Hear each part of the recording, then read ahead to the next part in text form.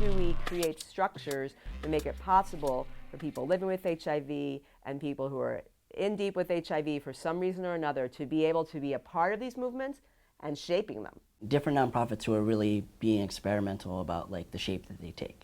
So like, for instance, having a board membership that is made up of like members of your base, and also like collectivizing the pay. So thinking of things like that as ways to restructure it, or consensus-based decision making instead of having an ED. So those are like structural things that feel important. When the leadership is in the hands of the people most impacted, the agenda is completely different.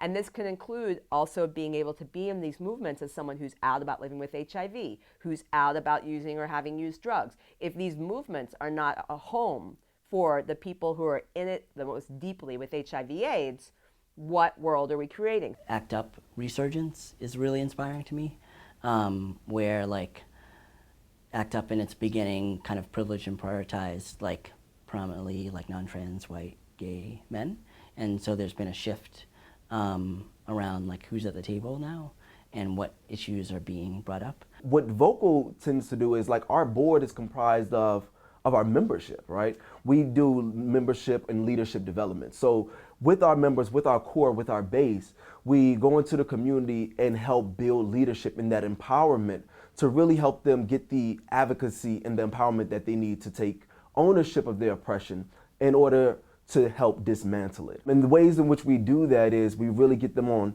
board, in a literal sense, get them on our board, and to really help shape the direction of our advocacy, to really help shape the direction of our campaigns and to shape the structure of our organization. That's everything from hiring of staff up into what should our campaigns or issues be in the upcoming years, right? And I find that some of these bigger boards, they have people, Dr. so-and-so with MBA, MPA, and all these extra letters at the end of their name. And these are people who comprise their board. And they usually have a single space that they call client representative or consumer representative or community representative. And this is one space out of like the 12 spaces of people who tend to probably often dominate the conversation, right?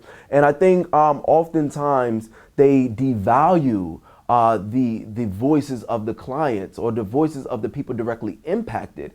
And we try to promote those voices. That's why they are saturated in our board, right? We wanted to make sure that our board fit our community and fit the work that we're doing. And I feel like strategically those nonprofit organizations pick these high profile individuals or these individuals with high credentials because these are people that they feel like are connected to donors, connected to funders, connected to politicians, and these are things that they can use to help push their agenda, right? But are those agendas really the real agenda of the people that we are trying to serve, right? And there's a question, are we trying to serve this population or are we trying to empower this population, right? And I think that's the distinction between organizations that do what I will call like grassroots. The true meaning of grassroots seeks to empower these communities, where nonprofits, these big industrialized nonprofits, seeks to serve these individuals and serve these communities. And I think those are the key distinctions.